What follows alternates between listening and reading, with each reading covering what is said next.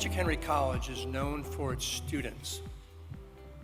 Our students have a love and passion for Jesus Christ, concentrated in a location in our country that is very hard to find and hard to duplicate.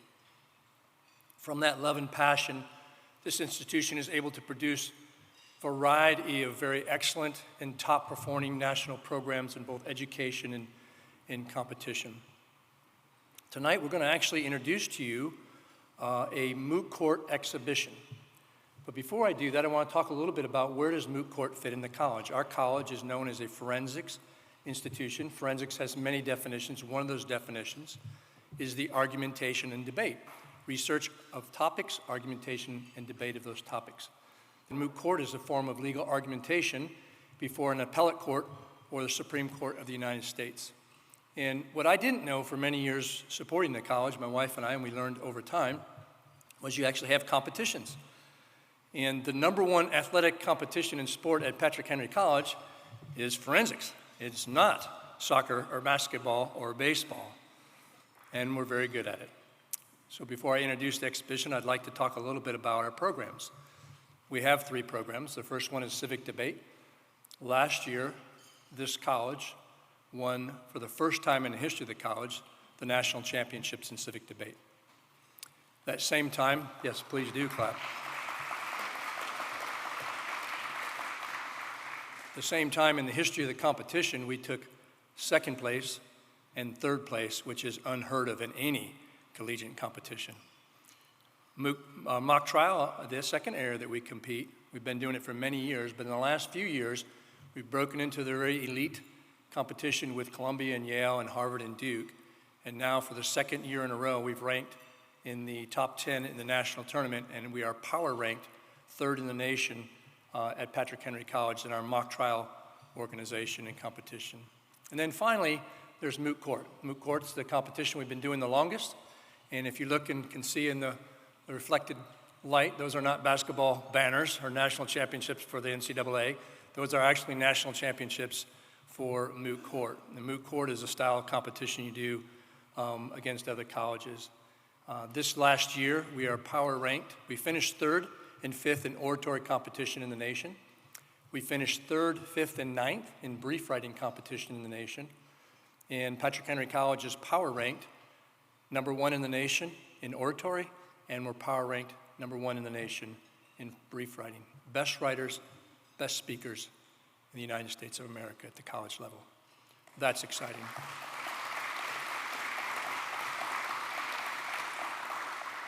I'd like to just take a moment and just introduce our program director, Sue Johnson. Do you mind standing up? She's back here in the corner. She's mad at me right now, so she's have to stand. Sue actually has one of her children actually came through the college and was one of our top competitors, and miraculous story how God brought her here to lead our program forward. The Moot Court head coach is Peter Kamakavoli. I don't know if he made it or not. Peter, were you able to show up? I know he was coming at the last minute. Doesn't look like he made it. So what we're going to do in a very short window tonight is gives you a glimpse inside what is a Moot Court competition look like. So this is going to be a case, a very short case you're going to see at the Supreme Court. In this case, you're going to see a Supreme Court, and I'll introduce them in a second. They'll be sitting in front of me. There'll be 2 judges. The other ones were not able to make it tonight. And on one side of me, you're going to have petitioners, and the other side of me, you're going to have respondents. The case that's going to be is very interesting tonight. It's a historical case looking at mandatory vaccines. So no one get mad at us. But our students learn to argue both sides of the case. And that's something unique about our college because our students are able to see and empathize with those on the other side. So with that, I'd like to introduce our competitors tonight. So if you guys will stand and come on up. In front of me will be 2 judges, Shane and Ashlyn Roberts. They are Patrick Henry College graduates, some of our top moot courter and mock trial competitors in the past. They are currently graduates of George Washington School of Law, and they're currently serving as associate attorneys at Wiley Law Firm in Washington, D.C., specializing in litigation representing individuals and corporations in state and federal court. They'll be sitting and residing in front of us. Our petitioners, make sure I get the right side here. On this side, our petitioners, they're carrying the grievance before the Supreme Court. This is Lauren Rule, a sophomore government APP major, and she's from Washington, and then Caleb Knox, a sophomore political theory major from Virginia Beach, Virginia. To the left of me, we have the respondents who are defending the grievance at the Supreme Court, and our respondents are Isaac Bach, a junior major in APP government from Indianapolis, Indiana, and Alan Sims, a senior majoring in journalism with tracks in entrepreneurship and a classical liberal arts major, so she's dual major. She's from High Point, North Carolina. And with that introduction, enjoy next few minutes. Judges? Mr. Chief Justice, and may it please the court. My name is Lauren Rule, and I, along with my co-counsel, Caleb Knox, represent Mr. William Denolf, the petitioner in this case. At this time, I would like to reserve 1 minute for rebuttal. That's granted. I will address the Commerce Clause, and Mr. Knox will address substantive due process.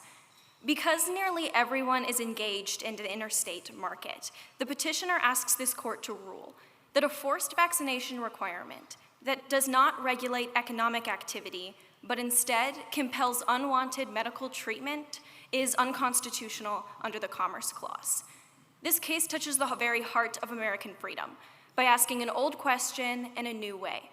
Can the government compel unwanted medical treatment for the sake of political expediency? It would be a radical departure from this court's precedent to find the answer yes. So let's go ahead. I was going to say, is that really the question, counsel? I mean, that's a nice, eloquent way to put it, but isn't this really, can the government intervene to protect its citizens from a threat of a horrible disease? Yes, Your Honor. However, it's important to note, as page 3 of the record indicates, 90% of the population is already vaccinated against polio, and page 2 tells us that we have not had a polio case in the United States since 1979. But that doesn't really answer the question of, does the government have the authority to actually mandate that? And it seems like the precedent says as long as it touches commerce, touches some sort of economic activity, that the government does have that power. Right, so even to add on top of that, let's go back to Wickard versus Filburn. I mean, that case set out this expansive notion of the Commerce Clause power, and why doesn't that allow the government to mandate vaccines here? Your Honor, the case of Wickard versus Filburn was dealing with the production of a good, namely in that case, wheat. However, the court clarified the scope of the Commerce Clause in United States versus Lopez, when it said that while it is true that the government can regulate activity that substantially affects interstate commerce, before we can even consider that question, we have to ask whether or not the activity itself is economic or commercial in nature. Thus, the question before the court today is whether the decision to receive a vaccination, or in Mr. Donald's case, the decision not to do so, whether or not that is economic in nature. Well, I mean, it kind of is. So if someone doesn't get vaccinated, right, that person works in a job somewhere, and they get sick, they can't go to work, and that affects the economy, doesn't it? Certainly, Your Honor, it does affect the economy. However, what the court in Lopez, as well as in United States versus Morrison, clarified was just because someone's activity might affect the economy does not make the activity that is being regulated economic. In Lopez, it was dealing with a statute that said that individuals could not carry firearms on school grounds. The Congress was able to show that this might substantially impact the economy, but the court found it unconstitutional because it did not regulate something that was inherently commercial. Likewise here, there is no transaction, no market, there is no exchange. It is simply a medical decision. Or take the instance of United States versus Morrison, which dealt with violence against women. Congress is able to proffer pages and pages of congressional findings showing that violence against women affects the economy. Right, and there are also congressional findings in this case in the record that show that in the aggregate, there's likely going to be a substantial effect on the economy and on commerce. So why aren't those congressional findings in this case enough? Your Honor, there are two responses to your question, the first factual and the latter legal. First, factually, while it is true that there are congressional findings, what the court in Morrison noted was just because Congress makes findings does not necessarily make them so. And But where's the line? Where do we draw the line where we say those findings are enough and those findings aren't? Your Honor, the court has not specified a particular line in which one way goes one way. However, the court need not even answer that question today because of the legal response to the question, which is the fact that because Mr. Denolf's activity is not economic in nature, we don't even need to touch the line of what becomes a substantial effect on the economy. We see this in cases such as Lopez and Morrison, where the reasoning stopped at the fact that what was being regulated was not economic in nature. Yet not only is Mr. Denolf's activity not economic, it's not activity at all. Rather, it's inactivity. What is being regulated is not Mr. Denolf's decision to do something, but his decision not to do something. So just so I'm clear before respondents have a chance to answer this, are you saying that this case is sort of like NFIB versus Sebelius, right? The decision not to purchase health care? Yes, Your Honor. I see my time is about to expire. May I answer your question You before may. I conclude? Yes, Your Honor. It's exactly like what we saw in the case of National Federation of Independent Businesses versus Sebelius, in which the court held that the government cannot compel individuals to act as the government would have them act. For the government's logic in that case and this case allows them to do just that, which is precisely why we ask you find the statute unconstitutional. Thank you. Mr. Knox? Yes, Your Honor. Permission to proceed? You may. Mr. Chief Justice, and may it please the court. My name is Caleb Knox, and I, together with my co-counsel Lauren Rule, represent the petitioner, Mr. William Denolf.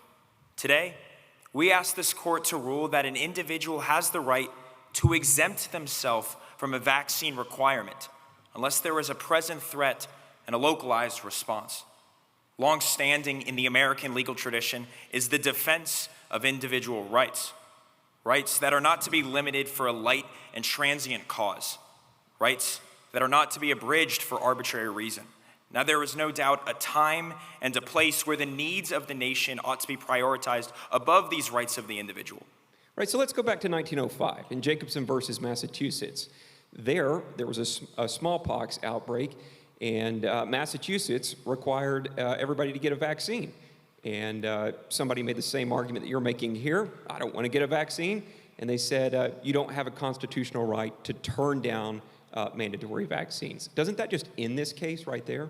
No, Your Honor. The court decided this in 1905 for two key reasons. First, there was a present outbreak. In 1905, there was an outbreak of smallpox in Cambridge, Massachusetts. And the reason the court decided that the vaccine mandate was constitutional was because it was a localized response. So, counsel, you're telling me that we have to wait until there is another polio outbreak in the United States before we can respond? No, Your Honor. As page 2 of the record points out, there are plenty of adequate means by which Congress could respond. But if you look to page 3 of the record, and we find that there is not a single case of polio in the United States, the government cannot escalate to vaccinating the entirety of the United States before that threat has been sufficiently demonstrated. So how bad does the threat have to be before the government can intervene to protect its people? Pursuant to its precedent in the 1905 decision of Jacobson versus Massachusetts, there has to be a present outbreak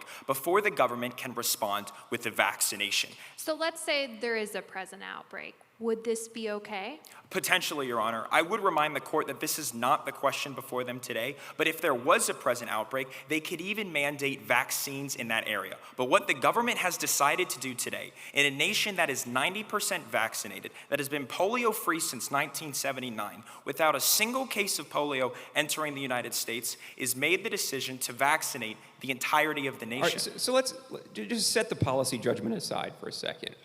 Well, where in the due process clause does it say that there's a right to say, I don't want to get a vaccine? Where is that in the Constitution? Yes, Your Honor. It's in this court's further development of substantive due process. In the 1990s decision of Cruzen versus Director, the court saw a question as to whether or not an individual by the name of Nancy Cruzen had the fundamental right to refuse, that is, life-saving care. The court said she did, and they found this in a body of law that precedes the American founding. That of the common law. Counsel, isn't this a little bit of a slippery slope if we allow the court to get in the process of inventing and creating rights that aren't actually written in the Constitution?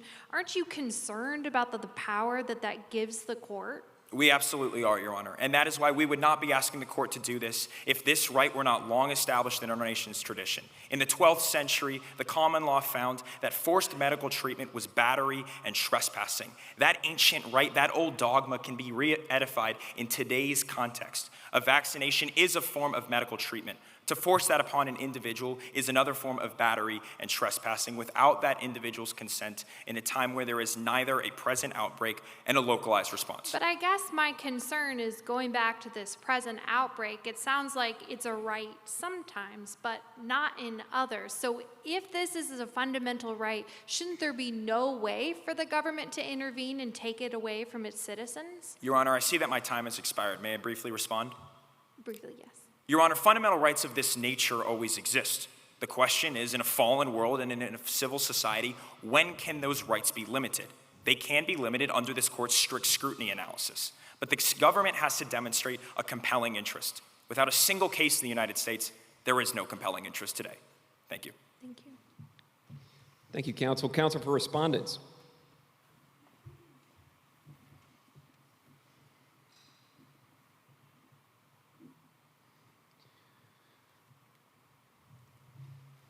Permission to proceed, Your Honor. You may. Mr. Chief Justice, and may it please the court.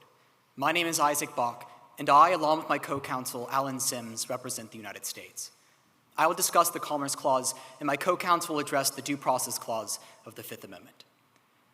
Especially in periods of economic crisis, the Commerce Clause does not prevent Congress from defending the nation against economic forces destructive to the national economy. We ask this court to hold, under Congress's plenary power over interstate commerce, that it may regulate a class of economic activities that frustrates the nation's economy. For one primary reason, Congress has the power to regulate classes of economic activities that occur in and that in the aggregate substantially affect interstate commerce. But counsel, I think this takes us back to what the Chief Justice was asking petitioners. This isn't really activity. This is inactivity. When have we ever held that that's something that Congress can regulate? Your Honor, opposing counsel, Ms. Rule, discussed the decision to get vaccinated as the activity being regulated in this case. And if construed in that way, she is correct that this would be regulating inactivity. However, I direct this court's attention to Section 4A of the statute, where it outlines precisely what is regulated under the Polio Vaccination Act. And it's not the decision to get vaccinated, but rather it's taking that decision into the marketplace, or in the words of the statute, engaging or moving in interstate commerce while unvaccinated. But counsel, I think Mr. Denolf is a rather reclusive individual who doesn't go out much, works from home, orders in his groceries. So how is his private decision not to be vaccinated going to suddenly have an impact on the entire economy? Yeah, I mean, he drives an electric car and fishes for his food, so where's the commerce there?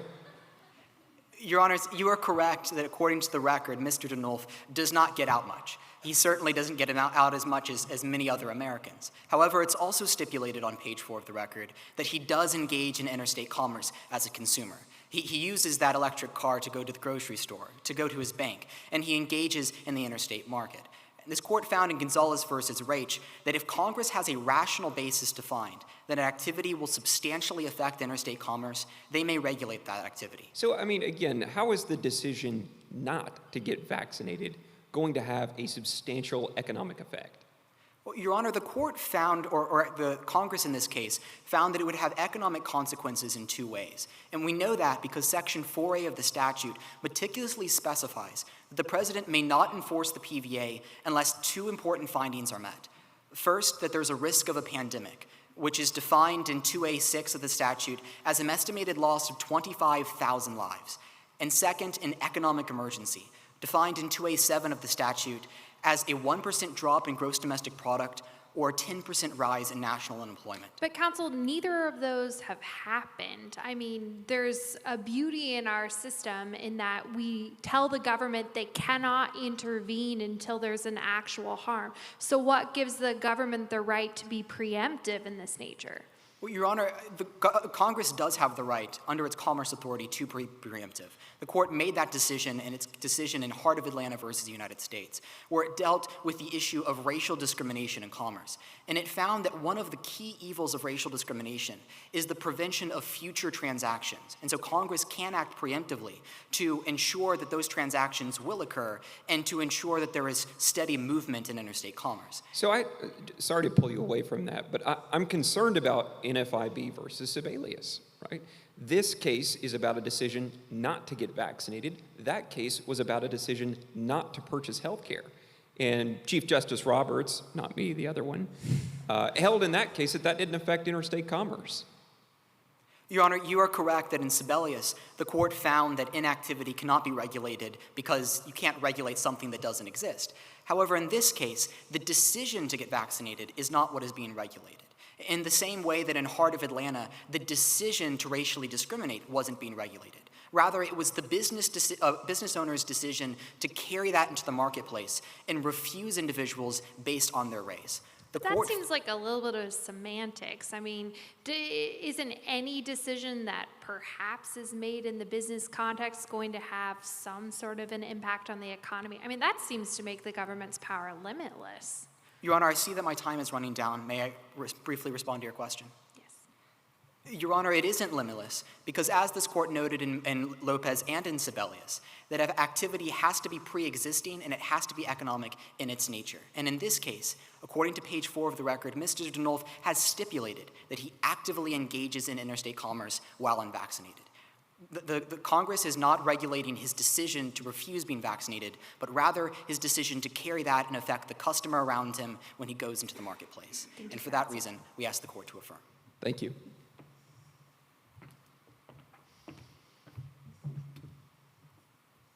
Permission to proceed? You may. Mr. Chief Justice, and may it please the court. My name is Alan Sims, and I stand before you today representing the United States of America on the claim arising under the Due Process Clause of the Fifth Amendment. We ask this court to uphold that there is no fundamental right for an individual to refuse medical treatment when it would ensure the safety of the individual and his community purely on the basis of personal preference. For centuries, this court has upheld that there are times where, for the good of society, man must accept some burden on his liberty. As our country exits the stage of being in a national pandemic and faces the threat of another, the question of just how far an individual's preference to avoid regulations over his decisions is allowed is particularly important.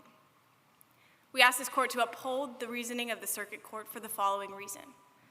Mr. Denolf's decision not to get vaccinated following the logic of Jacobson versus Massachusetts is not a fundamental right, and as such is not protected by the rational basis test. So Mr. Knox just said that he distinguished Jacobson by saying, well, in that case, there was a present outbreak and it required a local response. And those facts aren't at play here. So what's your response? Yes, Your Honor. In looking at the facts of the record in terms of what congressional fact findings recorded as the threat of a pandemic, we can see that we are facing at least 25,000 lives lost, a rise in 10% of unemployment, and a drop in 1% of the GDP. That's enough for Congress to find that there is an active potential threat. And given the reaction of what we saw in Jacobson with the severity of polio, we have the capacity and the intention to act preemptively to avoid what we saw in that situation. But it was easier to act in Jacobson when there was an outbreak and people were dying. Here we're about to take away a fundamental right without that on a guess. Your Honor, respectfully, we would disagree that there is a fundamental right at issue. In looking at the Glucksberg analysis, which is what this court uses to determine what issues do merit Fifth Amendment protection, we use a two-prong analysis. First, is this interest at stake deeply rooted in our nation's history and tradition and implicit in the concept of ordered liberty? And second, is that right narrowly defined? In following Glucksberg's analysis, we can see that what they were looking at in that case is not the right to die, but rather it was narrowly defined as the right to commit suicide, which in itself involves assistance in doing so. Following that same logic for formulation, what we're looking at in this case is not the right to bodily autonomy or the right to refuse unwanted medical treatment, but rather the right to refuse vaccination on the basis of personal preference when doing so endangers oneself and their community. So that's a pretty specific level of abstraction. And after Obergefell versus Hodges, it looks like we don't require that. I mean, we can say that this is just a case about bodily autonomy and grant that the protected status of a fundamental right. So why shouldn't we just follow the course we adopted in Obergefell? Yes, Your Honor. It's important to note that Obergefell didn't overturn Glucksberg. They looked at that analysis not to identify a new fundamental right, as petitioner is asking us to do today, but rather to shed light on an already established fundamental right in a new context, such as the right to marry. We can look at similar cases like Planned Parenthood v. Casey and look at the right for parents in childbearing, rights that are implicit in the concept of ordered liberty, but different than what we're looking at today. So what if we did that with Cruzan, right? So Cruzan recognized this right to refuse medical treatment, so it's already been recognized. We're just going to apply it to a new context, vaccines. Why doesn't that work? Yes, Your Honor. It's important to look at Cruzan in looking at Jacobson through it. What we're looking at with Jacobson is not necessarily a right to refuse vaccination. Rather, in looking at it through the lens of Cruzan, as Your Honor is asking, we can see that the state has a compelling interest to enforce medical treatment on an individual when a third party is involved. So that's the strict scrutiny test, which we can talk about in a second, but it sounds like that only applies if there is a fundamental right. So are you agreeing that there's a right at issue? No, Your Honor. We would argue that there is not a fundamental right at issue, having narrowly defined it as the right to refuse vaccination. We can see that that right is not something that's implicit in the concept of ordered liberty or running with the nation's history and tradition. Rather, it runs contrary to it. And looking at the case of Jacobson, we can see, even in the language of Justice Harlan's opinion, that Jacobson did not identify he had a right to refuse vaccination. Rather, he spoke in a pre-Glucksberg era in numinous terms of the right to bodily autonomy and the right to privacy. Further cases, such as Cruzan, have applied that analysis to medical decisions and have determined that even when an individual may have a compelling medical interest, they still can be overturned by the state in light of protecting public health and safety. It is for this reason we ask the court to affirm the ruling of the Circuit Court. Thank you. Thank you. Rebuttal from Mr. Knox. Yes, Your Honor. My apologies. Don't want to run over at this event. Permission to proceed? Granted. May it please the court. I believe that the most revealing moment in this albeit short trial was when Mr. Bach was asked a question that doesn't this seem to give the government limitless power? And that is exactly correct. At the epicenter of these two issues is the question of whether or not there will be sensible limitations placed upon the government. Whether there is a time where the Commerce Clause does not apply as the founders intended it to be. If there is a time when the government cannot force a vaccination upon the whole of the United States. As Ms. Sims reminded this court, there is a time and a place when man has to take on some burden for his society. But for that to occur, as the court set out in the 1905 decision of Jacobson versus Massachusetts, there has to be a present threat and a localized response. Page 3 of the record tells us there's not a single case of polio in the United States. Page 16 reiterates that we have been polio-free because of the government's work since 1979. There's a time to place limits upon the government, and this is one of them. For this reason, we ask you to find the PVA unconstitutional. Thank you. Thank you, Mr. Knox. The case has been submitted.